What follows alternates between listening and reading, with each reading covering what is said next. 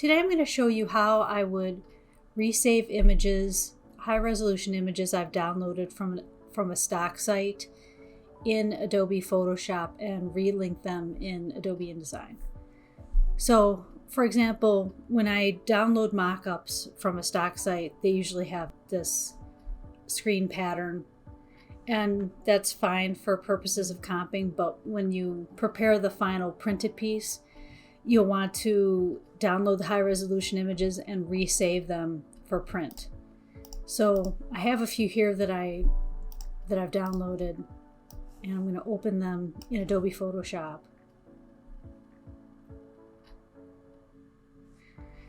And what I do is Option Command I brings up the image size panel, and I'll save these a little bit larger than I need in my final printed piece. So I'll just go to about 5 or 6 inches wide.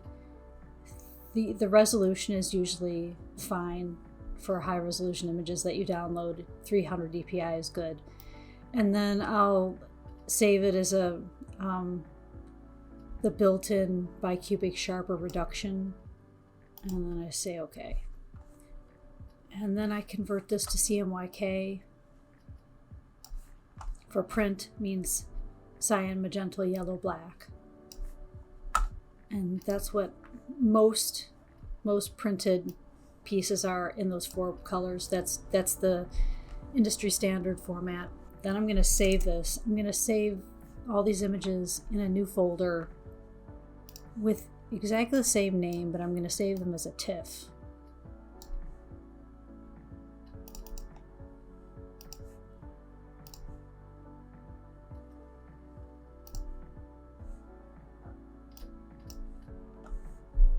Okay, then I'm going to just save all these the same way.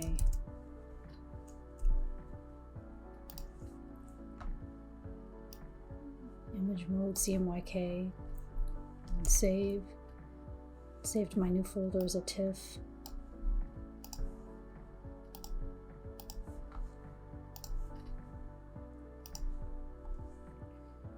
Option Command I.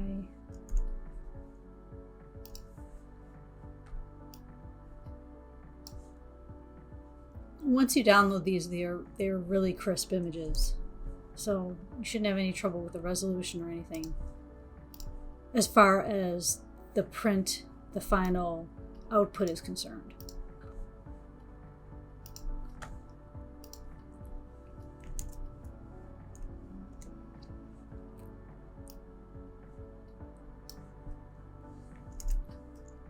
You can see when you convert it to CMYK, the color changes slightly.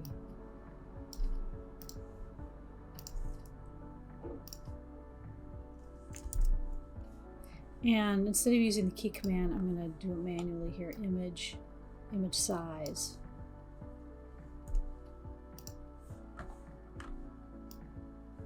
Image mode, CMYK, save.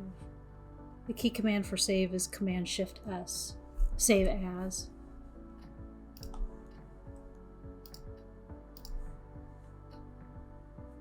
Oops. Pick TIFF.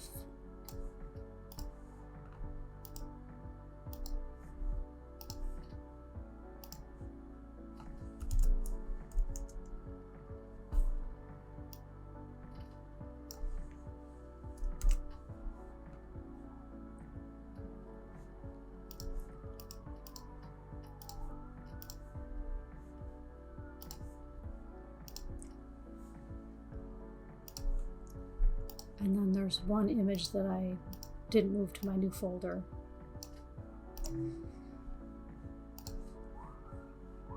Now, so in switching over to InDesign, you can see I have my thumbnails laid out, and they're about 3 inches wide.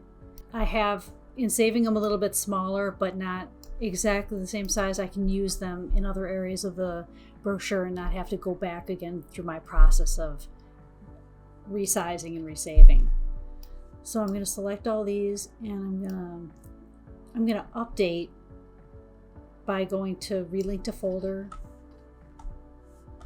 and then this is my new folder, CMYK Images, And I'm going to select this here, match same file name, but this extension TIFF, because they were JPEG before. The images that I had placed were low-res JPEGs. So I'm just going to choose OK. And these need to all be the exact same name. If they aren't the same name, it won't find it. So for whatever reason, there are two images that didn't get saved. So there was probably an issue with the way I named the file. I'm guessing. Yeah, I changed that. I put beer at the end on that one. And this one, I think I also put hamburger for searching, for when I wanted to search. So I'm going to do these manually by going to Relink. But you can see that automated process will save you time as your piece grows and you need to easily just convert your images in a different application like Adobe Photoshop and then update them quickly in InDesign. That's a good method to use. But if the file name isn't exactly the same, it won't find it, obviously. So I'm just going to go just to Relink.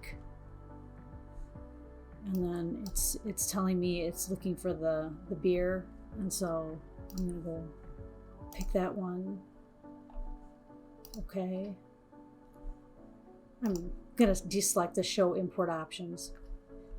That's good if you're placing a PDF, a multi-page PDF, and you want to just select one page.